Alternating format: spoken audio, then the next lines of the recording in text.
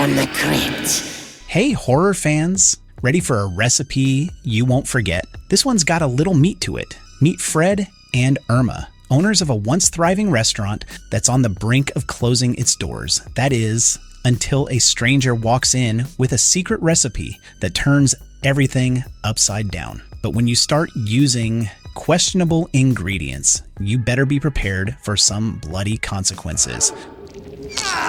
Next time I book a table for 8 o'clock, Wolfgang. Welcome back to your nerdy show. I'm your host, Spoiler Master. This is about the episode of Tales from the Crypt. So sit back, relax, and get ready to feast on a tale that'll leave you hungry for more and praying you never eat at that steakhouse. Not a great wine, but locally grown. What's cooking? The most rated episode. Fred and Erma's Calamari Cafe was a quaint yet struggling establishment run by the married couple Fred and Erma. Despite Fred's enthusiasm and lofty aspirations to make their cafe the Baskin-Robbins of squid, the restaurant teetered on the edge of financial ruin. Erma, ever the supportive partner, balanced her frustration with Fred's stubbornness and her hope for their shared dream. But their lives took an unexpected and dark turn when a mysterious stranger, May Gaston, entered their world with a unique proposition, one that would change everything. Fred's obsession with seafood-centric cuisine had alienated potential customers, leaving the cafe devoid of patrons. Adding to their woes, their cantankerous landlord, Mr. Chumley, demanded 3 months of unpaid rent, threatening legal action if they couldn't pay up. Fred's confrontation with Chumley escalated into violence, leaving Fred despondent and Erma frustrated. You're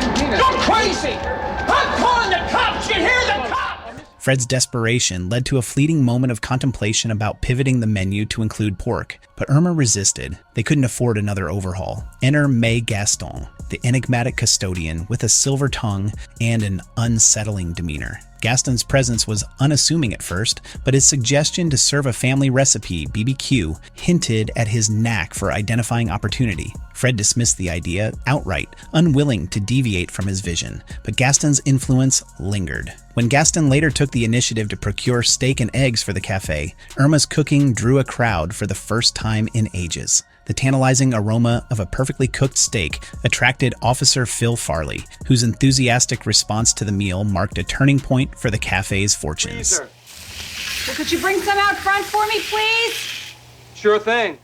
As the cafe thrived on its newfound menu, Fred's elation was tempered by unease. His suspicions grew when he noticed Gaston with Mr. Chumley's handkerchief, especially after hearing from Officer Farley that Chumley hadn't returned home the previous night. Fred's paranoia reached its peak when he discovered Chumley's mutilated corpse hidden in the freezer. Gaston's shocking confession to the murder, coupled with his cavalier attitude toward using the body as meat for the cafe, left Fred reeling. Yet the undeniable success of the new menu and the $1,500 earned in a single day forced Fred into a grim partnership with Gaston. I don't know what the recipe is, but that's brilliant.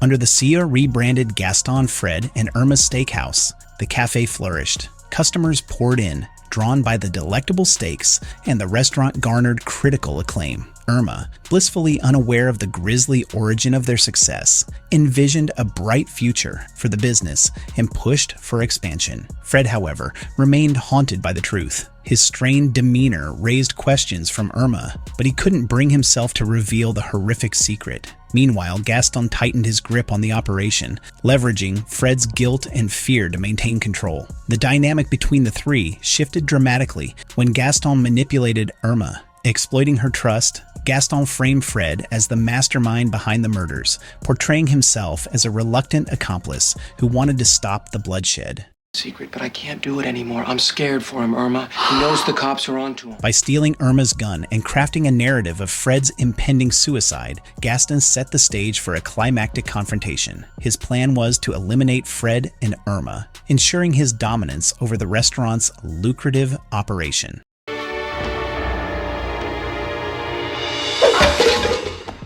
However, Gaston underestimated the couple's resolve and ingenuity. When he confronted Fred at the cafe, a brutal struggle ensued. Gaston's attempt to use Erma's gun backfired when he discovered it was unloaded, a revelation that turned the tide. Fred and Erma had seen through Gaston's lies and anticipated his betrayal. The arrival of Officer Farley added another twist to the unfolding drama. Farley's surprising confession of his own complicity, having developed a taste for the secret recipe and seeking an early retirement, sealed Gaston's fate. In a grisly act of retribution, Fred and Erma, with Farley's tacit approval, killed Gaston, starting with burning his face on the hot grill. The cafe's neon sign, which once bore Gaston's name, flickered ominously as his influence was extinguished. Fred and Erma's partnership with Farley marked a new chapter for the restaurant, one shrouded in darkness yet driven by unrelenting pragmatism. Then fire it up. I'm starving. Already? The tale of Fred and Erma's Calamari Cafe transformed into a chilling story of ambition, desperation, and moral compromise. What began as a dream to popularize squid cuisine evolved into a macabre saga of murder and deception, proving that even the most unassuming establishments can harbor sinister secrets.